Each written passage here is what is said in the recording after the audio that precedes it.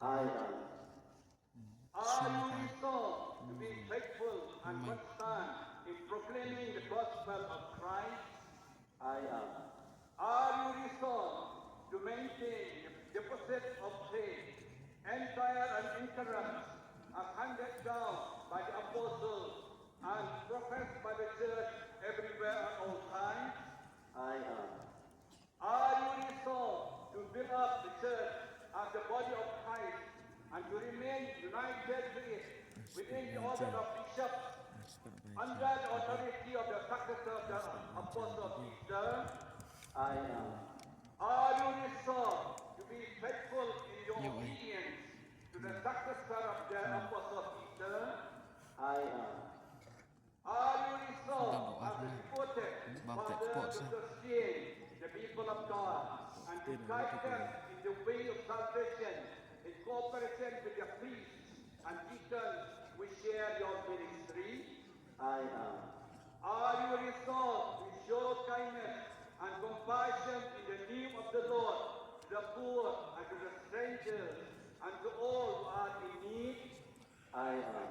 Are you resolved as a good shepherd to seek out the sheep who stray and to gather them into the fold of the Lord? I am.